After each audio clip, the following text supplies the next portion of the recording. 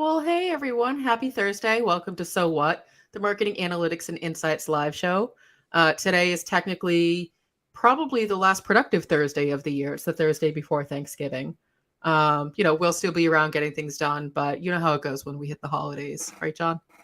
Yeah, things get wrapped up. And well, with today, I also have the other browser going here. I'm working on my Taylor Swift tickets. So if I Mm. have to turn away, you'll know that that's what's going It's in that case, it's totally personal. John doesn't like you. on. He cares more about Taylor Swift. I could, if you're a fan, I can hook you up at a special rate.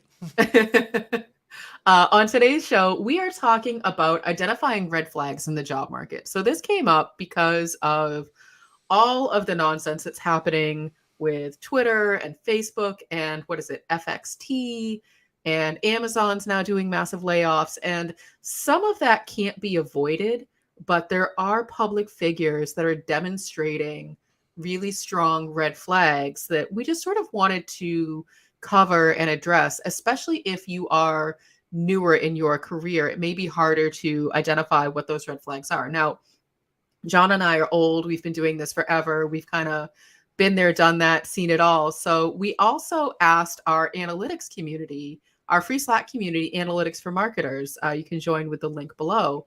And we asked them what kinds of red flags they've seen or what do they look for. So we'll be covering some of that as well. So today we want to cover off on how to identify red flags in interviews, how to evaluate potential employers, and how to navigate setting boundaries, which after all is said and done, you are the only one in control of the situation. You can control how you react to things. You can't control how other people act. So, John, where would you like to start today? Oh man, there's a bunch of great places we can go with this. I mean, red flags is a good place to start. And I think even to set the tone a little bit, I've always gone by, there was research done by Google over 10 years ago, but they took a bank of thousands of interviews and they really proved that the interview process basically doesn't work, right? Unless you're in a situation where like somebody's being interviewed and, hey, we're going to hire you to be a chief developer and you need to be an expert in Python, then you can test somebody. You can give them some Python problems, or you can have them write some code or debug some code, and you can figure out if they're actually good at their job or not. But pretty much everything else is just kind of spinning the wheel and hoping that you come up lucky with a match. It's kind of like getting married after the third date. You know, it's like a bad reality TV show. Like the odds of it working are completely out there. So yeah, red flags I think is a great place to start as far as the interview process. And I've been itching for this all week because I have like so many ridiculous stories on this front, and I imagine you must have some too. Where what is stuff that you've seen that has made you immediately start to question what the heck is going on?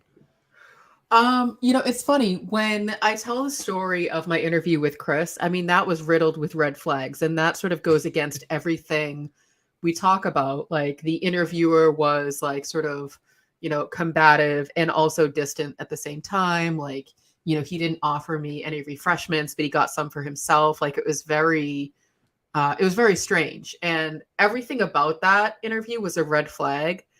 But considering the situation I was coming out of, it was better than the alternative, which is a really crappy position to be in, but it was. And, fast forward almost 8 years later, and it worked out really well. Like it was just, I'm glad I took the chance on it. But, so red flags that I've seen in interviews, like, I mean, a lot of it, if you are a candidate and you are looking for a job, if the potential employer doesn't do basic things like follow up with you, if you're constantly chasing them, if you're saying, what's the status, what's the next step, and they're not responding to you, they're ghosting you, huge red flag, because that means that their ability to just communicate basic things doesn't exist. And like you can sort of give them that grace of, yeah, everybody gets busy, but their sole focus is to hire someone for that position. And they should at least have the decency and respect to tell you, you're either not the right fit or we just got bogged down with candidates. We'll get back to you in a couple of weeks. Like it takes 2 seconds to respond to someone with either a yes or a no. And quite honestly, you shouldn't be afraid to tell people, no, you're not the right fit. Okay, great. I can go move on with my life. Just let me go do that, but stop leaving me hanging. So I would say that's a big red flag, is if a hiring manager can't bother to get back to you. It's the same thing with dating. If somebody doesn't respond to you, They're ghosting you. So you need to just move on with your life. Stop trying to make them change. Yeah. So it's funny. There's two things that have come out of that. One is it's funny. You were just a reverse situation. Like it was still proving the interview process is mostly useless because when you interviewed with Chris, like everything went poorly. Everything seemed bad. I But you know. have a good working relationship. So that just that again proving that interviews are invalid. And That then was the other definitely the anomaly. right was the outlier. The other thing is, and you hit on an interesting one as far as managing the process. I think this is one Mhm. thing. If you're going into a larger company, especially as somebody new going for a junior position, you may be dealing with like human resources or hiring or recruiting people. And as you go through that whole process, always keep in mind who your boss and the decision maker Mhm. is. And you really want to be kind of talking with them and getting their opinions and impressions and getting the Mhm. yes or no from them. Because if you work great with HR and the hiring department and all these people, but they're just plugging a hole, you're going to show up for the job and you're not even going to know who you're really working for or what that's all about. And Mhm. so that's, I mean, if you need the job no matter what, that's fine. You can do that, but do be prepared for the opportunity that, you might be looking for another job within a month or whatever. I think that's a really good point because if they're not introducing you at least, superficially to the people that you would be working with, then, that's definitely a red flag. Not every manager of a team makes a good hiring manager, as evidenced by someone like Chris. Like, so we always had potential candidates meet Chris, but he was not solely responsible for running the interviews. That was my job. But as the person who would ultimately be responsible day to day for that, new hire, he needed to be involved at some point. He needed to meet them, he needed to vet them. They needed to meet him and vet him as well. And so if you're going into a job interview and you're not getting any kind of, FaceTime or transparency into who you'll be working with, reporting to, anything about the team, that's a huge red flag. Yeah, we had Danielle mentioned lack of diversity as Mhm. one thing. That's a real easy thing to do as far as go look at the website and see, is it the totem to white old men or, are there actually other cultures, other folks that are on the list there? So we totally agree with that. Mhm. Um, and I'm still struggling to manage banners correctly. So obviously I threw in an old dog there. That's Um, quite all right. Yeah, the the lack of diversity is a good one. I want to spend a couple minutes on that. And so, you know, there's an expectation of you as the candidate that you're doing your due diligence of the company and sort of, making sure that it fits, it aligns with, your beliefs and it aligns with, things that you're comfortable with. And so part of that is definitely checking out the, about us section of a website and just sort of seeing like, is it just all the, old white guy figureheads or is there some diversity? Now, that's not to say if you go into a job interview and their about us page is all, sort of like the stereotypical figureheads, you can ask about that and say, so I noticed on the website that the whole executive team seems to be all of, it's pretty homogenous is a, easy way to say that. It all seems very, there's not a whole lot of diversity. What is this organization doing to address that? Or is there something I'm not seeing because the website is only just a quick snapshot of what's going on within the company? And so I think that that's a really great place, to ask about in an interview. Like when they say, do you have any questions for us? That's an excellent question to be asking. Yeah, and I think people downplay that. They want to Mhm. be there and not ask any difficult questions and kind of feel like they're the ones being grilled. But it is a two-way street. Oh, yeah. Don't be afraid to ask any of the hard questions that you want to ask as far as what's life like here? How do I get treated? Hmm. There's a bunch of things that, again, this is your opportunity to be truthful and honest about everything going on in the process. And Hmm. if you're just going to kind of smile and accept things, well, you could be opening yourself up to a lot of hassle further on down the line. Agreed. Agreed. Um, So, what other red flags, John, should you be looking for in an interview? I mean, I think a big one is them not telling you what the salary entails. That's a huge red flag. Yeah, that's a negotiation thing, and that's fine because I mean, I would That's not a deal breaker, but I would say the same thing goes for you. Do not agree to anything in the Hmm. interview. You know, if somebody is being cagey about numbers, then you just say, well, put it on paper and send it to me, and we Right. can talk about it. And the same deal. If they say, well, we're going to offer you X, say, well, I have to go back and figure out if this is a decent offer and decide what I want to do. And it's perfectly fine too. And this is something to keep in mind throughout all the process. Don't have a single interview going. You know, have multiple interviews going if you can, so you can Hmm. always be like, well, I'm actually waiting to hear back from another company in the next 2 days, so I'm not going to do anything before Friday. That you can always buy yourself more time to consider what's going on. And yeah, I think compensation is a whole, you know, we could do a whole hour just on comp. But a short tip on that is just the fact that everything is flexible and negotiable. Hmm. For example, one thing that I did in tech a number of times at small companies, you know, startups that are just where cash flow is critical, my wife had a great health plan. So I would always go in and say, look, you know, comp is this, but I'm willing to not take the healthcare plan. And so that's like a 15 at that point, that was like a 15 or $20,000 Hmm. advantage to them. And so in fact, I would even say, look, can you give me 5 additional in salary if I agree never to take the health plan? Hmm. And I've had that taken up, you know, they actually picked that up more than once. Um, Days off, flexible schedule, Hmm. you know, do they people actually take vacations? If you're not going to take any vacations, can you cash your personal time back in?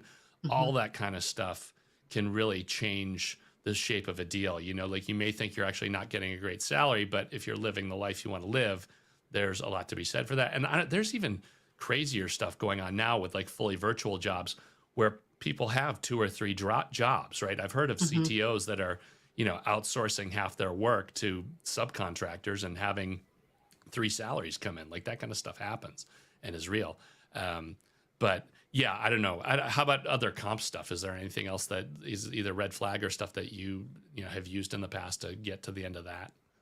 I mean, always the the flexible time, the vacation days, those kinds of things. Those are, I think those are always red flags if the hiring manager isn't willing to discuss those or it's non-negotiable. I mean, but that's the same is true for the salary. I think that, in terms of setting boundaries, I think your advice is spot on, John. Like, always make sure that you are taking the time. So if they throw an offer at you right there and then, it can be tempting to want to say, yes, I want to take this right now because I have nothing else going on. And this is my last, hurrah of potential job interviews. Take a minute, breathe, and say, let me get back to you. I want to think about this. Let me get back to you. A red flag is if a hiring manager says, well, we need to make a decision pretty quickly. So I need you to let me know by the end of today. That to me is a red flag because they're desperate. They're willing to just put any warm body in the seat. And you happen to maybe check like 6 of their 10 boxes. And so if they are pressuring you to take a job because, they have to make a quick decision, that's not your problem. Your problem is not, their sense of urgency is not your issue. So that to me is definitely a red flag if they're pressuring you to make a decision right then and there. And I've definitely been in that place where they're like, well, we need to know immediately if you can take this job or else we're going to offer it to the next person. Great. Offer it to the next person. Let them take it. Let them deal with your inability to plan. Yeah, that's just like classic used car negotiation, you know, and it's really a cultural thing. Like some Hmm. companies, that's expected. Like you're expected to refuse the first 2 offers, but other companies are like, well, no, we've got a lot of qualified candidates, so if you're not going to take the first one, you're out. Hmm. So that's where having a network on LinkedIn or in the community or whatever is huge. Like if you can find out what's accepted at that company, like which way do they normally go? The thing you never want to find yourself into, and we just hear so many people in this situation where they go back and forth or they just jump at the first salary thing, and then 4 months into the job they realize like the other 5 people around them on the bullpen are all getting paid more than them because they held out for one or because they knew somebody or whatever. Hmm. But and the problem is you can't get out of that hole. Even when you jump up to the next level, you end up having to jump companies and come back, Yeah. which that's a whole nother effective strategy that tends to work. I mean, I don't know, it depends on the culture of the company, but there are a lot of places where you go interview every year just so when you come back for your review, you can be like, well, I can leave today for X. So, Hmm. what's my raise going to be? Another easy hit on that too is salary.com. There's people who question those numbers or whatever, but those are, at least you have some kind of baseline. You can go back to an employer and be like, well, look, according to salary.com, like this is what you should be paying. And then it puts the burden on them to prove why the salary should be more or less or whatever. But you at least have data to stand for, which is, everybody from Trust Insights loves having some actionable data to throw down and defend your position. A big red flag in terms of the interview is if they won't clearly explain what the interview process entails and how quickly they are actually looking to make a decision. So I've definitely been in interview situations where it just feels like it goes on for months where, all right, well, we just want you to come back for like another third. Okay, now we want you to meet this person. Okay, now we want you to meet this person.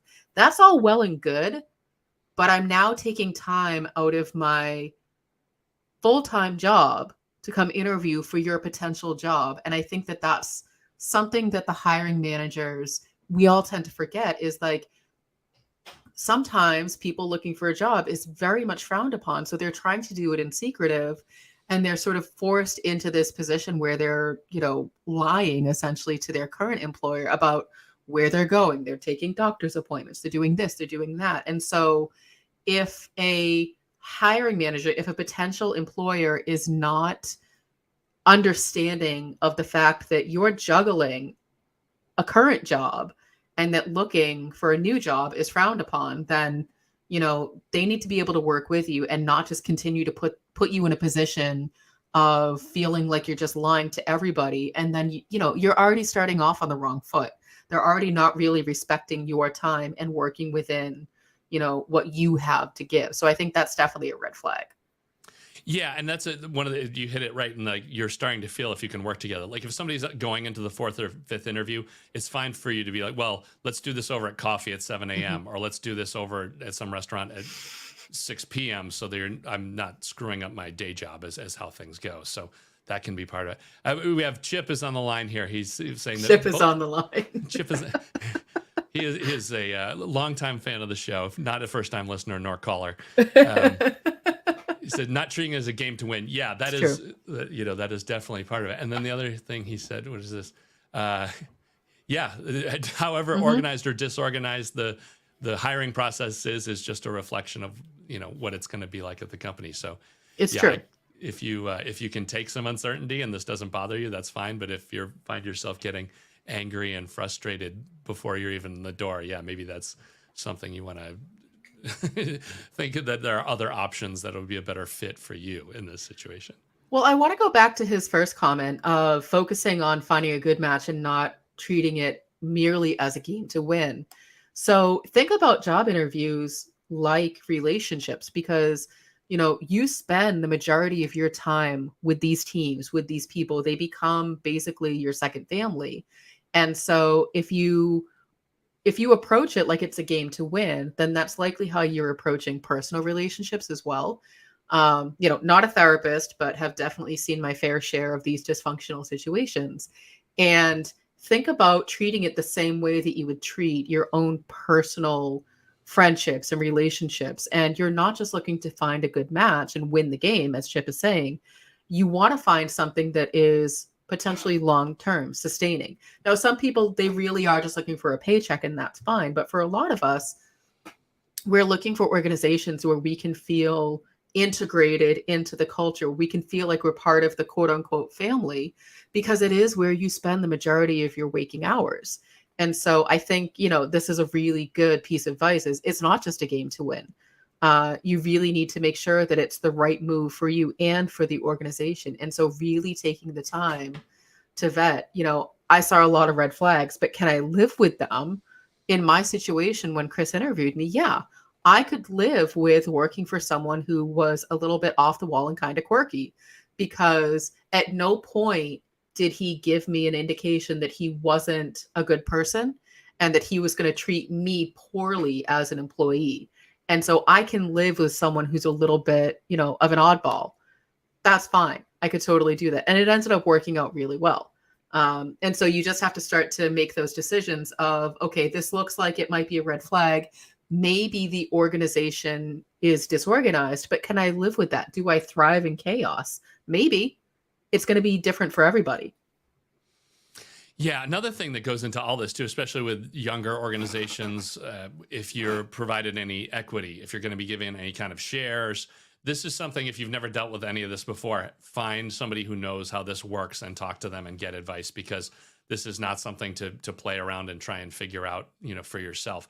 But the biggest chunk of this is so many people get wrapped in like, oh, I'm getting X thousand shares at X dollars, like it's selling for, we think it's worth 30 and I'm going to be able to buy them for $1. You need to really dig in and find out how many shares are outstanding and what types of shares are outstanding. Because the biggest thing that I've seen over and over again are people that get all excited about their shares and they realize, later on, far too late, that, yeah, there's 1 million employee shares out there, but the 4 founders have 65 million shares of their own. And oh, by the way, theirs are voting and yours aren't. There's all this kind of stuff where you think this might be a lottery ticket for a huge payout. And you realize that, no, you could actually be working there, 10 years and go public and get a check for like $5,000, just something that's completely gets burnt. So yeah, get help on that. If you've never done, find a mentor, somebody who can get you straight on that. And that's another one where don't be afraid to ask hard questions as far as like, how many shares are out there? Who owns them? Is that public record? What's the share structure? Are there other types of shares on top of the ones that are given out? Yeah, Chris says Chip says never take a job based on equity. That's gravy. You should never plan on any. Yeah, it's a lottery ticket. It's a trade. It's like if you're going to go with this company where they're going to want you to work 24-hour days and sleep in the office, like that's okay if you also get a lottery ticket that like maybe you'll never have to work again if it goes right. Like if you're okay with that insane culture and doing a sprint for a year for a huge payout, like that's fine. But definitely don't get yourself into a situation where you think you're going to give your life to someplace and then find out you're getting a check for $5,000. Like that's just no more greater suffering on the startup front than that. Well, and I think that goes back to these decisions are personal. So what I can tolerate and what you can tolerate are probably two different things. And, we have different, home lives, and we have different situations of people who rely on us and what we need. And so all of this is very personal to you as the person who is looking for a job. So a lot of why this came up was because we very publicly saw Elon Musk took over Twitter, he fired a bunch of people and then went, oh shit, I still need these people, let me bring them back. And all of us as outsiders are sitting here going, well, I would never go back, I was just fired.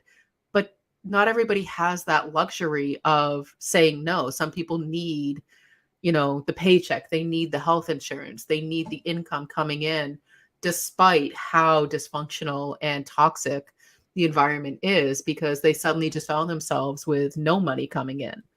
One of the hard questions that I don't think I definitely never asked enough as a job candidate, didn't even think to ask it until sort of it was too late, was, what is the plan for if the company is acquired? So for example, I joined at my previous job, I joined the agency and was sold on this culture, and it was an ESOP, and so it was employee owned, and after a certain amount of time you're vested and blah blah blah. Well, lo and behold, less than a year later, which had already been in the works, the company was acquired and none of that mattered. So only the people who had been there long enough for their shares were vested, and I hadn't been there long enough, so I didn't get anything, even though I was part of the team that was one of the selling points for the agency as a whole.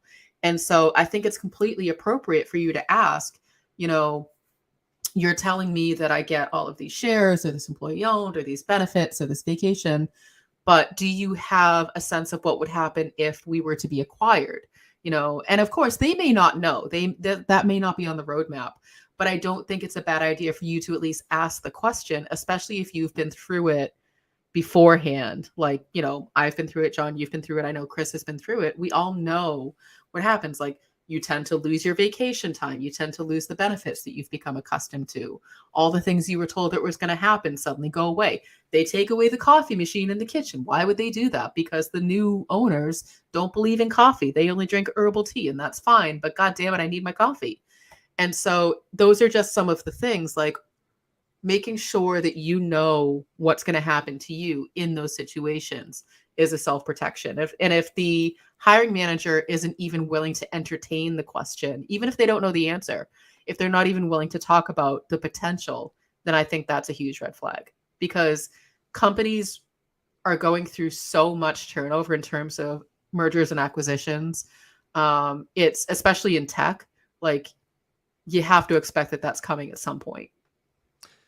Yeah, and it's too bad. So you totally got the worst case scenario of that, because it's in situations like that, you want to look, and if it says like, okay, it's going to take 2 years before you're eligible for a payout, there can be language in there that says, but if we're sold within that 2 years, that still trips your equity and you get it. And if people say, well, no, we don't want people winning the lottery like that, you can say, well, how about if it says I get 50%, if I'm at 50% or whatever the prorated amount is, I get the prorated amount. Because for somebody to be there almost a full year and like get nothing from an acquisition, that's pretty weak. That's pretty lame, but it is what it is. Yeah. So we definitely got some feedback. So we asked, as I mentioned, we asked our Slack community, Analytics for Marketers, and you can join our free Slack community at trustinsights.ai/analytics for marketers. We asked them some of the red flags that they have seen or things that they look out for. And the one that I saw a lot was work hard, play hard. And so this comes back to your own personal preference, but that is essentially code for, we are going to grind you into the ground and maybe occasionally buy you really crappy pizza once a month and say thank you. And like, we're going to give you a t-shirt instead of a raise because we spent $50,000 on shirts that are just going to sit in HR's office because nobody wants them, instead of compensating people. So definitely, if you're not comfortable in that kind of environment, some people are, and that's fine. That's totally respectful. At a certain point in your life, maybe that's what you want. I'm beyond that point in my life at this stage. Like I was fine with that when I was in my 20s. And now that I'm still in my 20s and will forever be, I am not comfortable with that culture anymore. And so that's something, when you see on a job description, we work hard, we play harder, that's a huge red flag. What is your interpretation of that, John? Yeah. I mean, in a lot of cases, that's a hustle, right? It's basically just saying you're going to have to put in crazy hours, and that's the way it goes. I go more with work hard, pay hard. Like that's really what it's supposed to be. If you're willing to work like a maniac, you should get paid like an exceptional performer. And it's kind of ridiculous for people to say, we want exceptional performance, but we're paying market rate. But then you do make a good point. Like for somebody in their 20s or a younger person, this is your chance to find your tribe and your culture. Like there may be places you want to go where, hey, I go in here and maybe I'm not getting paid as much as I can and I'm having to work like an animal, but I'm getting the opportunity to work with these people who have been successful before, or this is some kind of extraordinary opportunity. Like you look at all these stories, right? The PayPal mafia, the, folks that go, well, a million years ago into HP, but there's all these places where, people kind of went in there, learned about a winning culture, and then everybody spins off. And the thing with that, though, is it has to be a network. Like when those people spin off to other companies, they bring you with them and they give you newer opportunities. Because unfortunately, I've worked in a lot of hustle cultures where, the founders cashed out and that was the end of it. Like they left the workforce, now they're like, yak herding in the Himalayas instead of working. And like, sorry, I'm not going to move to the Himalayas. Like that's not going to happen. So, there you are. And I think that brings up a good point. So you, as the candidate, as you're evaluating a potential employer, you should be asking questions around, what are the expectations of working outside of business hours? And of course you'll probably get some sort of BS like, oh, people do it, but we don't encourage it. We don't expect it. The fact that people do it means that it happens. And if you are not comfortable with that, that's okay. You can say, great, as soon as 5 o'clock hits, I sign off and I'm not reachable. And that could be for a variety of reasons. It could be personal preference. It could be family responsibilities, whatever the reason, you don't owe them an explanation. And if their expectation is that you are signed on past 5 o'clock, they need to help you understand why that is. So when I worked at the agency, we had a client who was based in the UK. So obviously there was a time difference. And so I was okay being up earlier in the morning. And so I was okay dealing with the client at like 6, 7 a.m. And sometimes I would get text messages from them around 6:30 in the morning. But I had set that expectation and that boundary that I would prefer that to getting a text or an email at 7 o'clock at night when I'm winding down with my family. And so we were able to structure the team to have, all of those different time zones covered. And we had sort of identified who on the team would be on call at those times so that you didn't have 10 people trying to be online 24 hours a day at all times. But that also goes with, you have to set those expectations with the client of, here's who you can contact, and here's, within reason, the hours. And here are the emergency situations where you can reach out to us outside of those times. And just having those conversations and setting those boundaries goes a long way, because then the client knows what to expect. You know what to expect. Even if you're not working in an industry where you have clients, it still goes the same with internal teams. When I worked in software development, we had code releases at 3 o'clock in the morning because of the amount of time the release would take, and because of the expectation with our customers that the website that they used for the product would be online starting at 8 o'clock in the morning Eastern. And so we had to start at 3 a.m. And so as we were interviewing engineers, we had to set the expectation, when we do a release, you need to be available at this time. Now, granted, it only happens once every 2 months, but that's when it happens. That's non-negotiable. And so if you're not okay with that, that's okay, but that's how it works. Yeah, that's funny. Chip had a quote here: "Work hard is code for not pricing correctly or don't have a business model," which is, yeah, that's about it. If you're having to fight and get through it. He also brought up an interesting point. If working hours and cultures are being exaggerated by the senior staff, which is what happens all the time, try to talk to a non-manager. And that was one of my tips.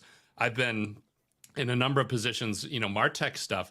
So I always get at least one interview with somebody on the IT team, because you're going to get an entirely different picture. There's been more than one job that I have not taken because after talking to an IT person, I got a different opinion on, how things actually work and who has technical ability and doesn't, and what's expected and how you're expected to perform out of hours and things like that.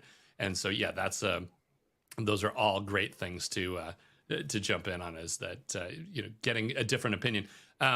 Chris also texted in before he left about Glassdoor. If you're not aware of Glassdoor, that is your best friend as far as being able to dig in. And at many companies, there's thousands of reviews up there. You can get a feel for what the culture is like and get some interesting feedback there. So, well, and the way that Glassdoor typically works is you have people who are responsible for the reputation of the company saying all of these glowing things about the CEO, about the culture.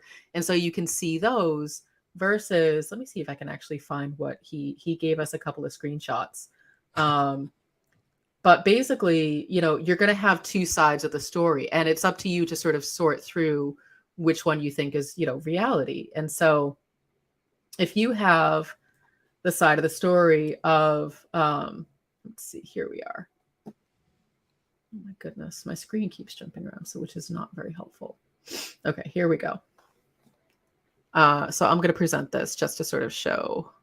Present, share screen, screen one. So you can see we were asking in our Slack community. Let me take that banner down. Whoops. I am just as much of a mess as John is with these buttons. And so basically this is a screenshot from Glassdoor where, recommend CEO approval, business outlook. And so when you read this, if your gut says this is all contrived and it's BS, definitely ask about it. Be like, I saw this, but at the same time, I saw this for the exact same company. Expect your typical agency life. You'll be overworked and fatigued. Those are really good things to bring into the interview to give the hiring manager the opportunity to respond and say, yeah, the certain levels, they tend to get fatigued and they're overworked, there's silos. And so be like, help me understand how the silos work. Help me understand, the culture, the cattiness. I'm reading this, does this happen a lot? Especially if you have a lot of reviews that are similar to that. It's probably likely what's happening. You're always going to get one person where they were just the wrong fit and, they're probably just going to put you on blast. It's the same people who were told up front that it was a 20-minute wait for food and they had to wait 21 minutes, and then they write a scathing review of the company. Like, that's always going to happen. And so doing that homework ahead of time, similar to what we were saying with, the about us and the diversity, bring those questions into the interview for the hiring manager and say, this is what I'm seeing. Help me understand what's really happening. Yeah. And then the other one is LinkedIn, right? That's Mhm. even better. If you can find personal, links so you can talk to people you actually know, that is a much better source of info than, because on Glassdoor, it's either angry people that have been laid off or it's managers trying to save the reputation of the company. And it is interesting to see even just who cares about Glassdoor. If they have a lot of reviews on Glassdoor and they're bad and nobody's aware of that, then that's another red flag, something that you have to consider as you're looking at this opportunity. Mm-hmm. So, John, I know you had a few more pieces of feedback from our community that you wanted to highlight. Oh, other ones that came in. Yeah, there was some interesting stuff. Leslie had a great quote anywhere that says, "We are a family." I'm like, well, yeah, unless they are offering to put you in a nursing home when you're 60, they're not a family. You hear I hear the sports team analogy too. That kind of strikes me as garbage also. That's like, well, as long as you're great, we'll keep you there. But, basically we're free to fire you at any point and any time. We really don't care. So yeah, she was on the mark with that. Find out what "we are a family" actually means. And Shane is just saying, is it too good to be true? There's a lot of times where in an interview process, you're going to be told all kinds of stuff about how great it is to work here. And if you find yourself just questioning that on its own, one that came in too late for me to load up was, let me pull that one up. It was talking about during the interview process, if everybody uses your first name on a regular basis, that's forced and weird. I don't know what you mean, John. So, John, how do you feel about this interview, John? Are you finding this interview to be incredibly uncomfortable, John? Exactly. Yeah, Drew was the one that threw that. I have to give Drew. Drew said that, and immediately I said, "Oh, that's a great one, Drew. Nice one, Drew." And that's a really good point, because it's definitely, I think, the way that it was positioned, like they're trying to overcompensate for insecurities and try to make themselves like in control of the interview. Yeah, that's, I don't know. There's so many different ways that the process goes and what works, but yeah, you just kind of have to play it by ear as you go. Yeah, how about navigating boundaries? You had that on the list. What are some things that you've taken in, and when you're going through the process, how do you try and get that clear from the front? And so it's not an easy thing to do, especially if you are not hired yet. And so I can understand and respect where it can be a little intimidating to push back on a potential employer to say, these are the things I'm okay with and these are the things I'm not. And so, let's say, every December 2nd, your child has an important appointment or a sports thing or something. It's okay to say, that's a non-negotiable day for me. I will not be working that day. But as you're setting those boundaries, what the employer needs to hear is, and here's what that looks like for you. My job will be covered. I will reach out to my, counterpart, or I will let my, contacts know ahead of time I'm not available that day, so that you're not just setting a boundary and saying, and this is it, but you're also giving them some context as to, but don't worry, here's what that's going to look like for you. My job will not suffer as I'm setting these boundaries. And so let's say a boundary that you want to set is, I can only commit to working between the hours of 7:30 a.m. and 3 p.m. Well, the employer might say, okay, but our hours are 9 to 5, so that's not going to work. Your responsibility is to help them understand how that would work, for example. So like, okay, so I log in at 7:30 versus 9 a.m. Here's all the things that I will be able to accomplish before everybody's online. And then when I have to sign off at 3 and everybody else is online for an additional 2 hours, here's what that looks like. I will have already communicated the following 3 things. I will have already delegated, and I will have already followed up with my team, and so on and so forth. So you can set a boundary for anything as long as you help the person on the receiving end of that boundary understand how they are going to be impacted by it. So John, if I say to you, I need you to work weekends, it's totally appropriate for you to say, that's not something I'm going to be able to do, but here's what I can do so that you don't feel like you're missing my presence on a weekend, or that you don't feel like my job isn't being covered on the weekends. And maybe you say, okay, well, if you really need someone to work on the weekends and that can't be me, let me help you find a contractor that I can train and will work under me who will do that job so that that responsibility is covered. Like, there's ways to have that conversation so that you're not just setting a boundary, which is totally appropriate, but you're also helping your potential employer understand what that looks like so that they feel more comfortable accepting the boundaries that you're setting, and they can help you maintain those healthy boundaries as well because they know what to expect from you. Yeah, and it's all that kind of stuff, any kind of additional requests, that can all be quid pro quo, right? Like, it's okay, you need me weekends, that's fine, but I'll need to get 3 personal days, later in the month to take care of all the stuff that I normally would have done on a weekend. It's not, I'm just not going to throw you 3 extra days. And this is good. It's a great thing talking about laying out the boundaries, because that's another thing. When you come to an interview and they're like, do you have any questions? I can't believe that there are people that are like, yeah, no, I have no questions. Even if you can't think of anything, say, what's the first 2 years going to be like?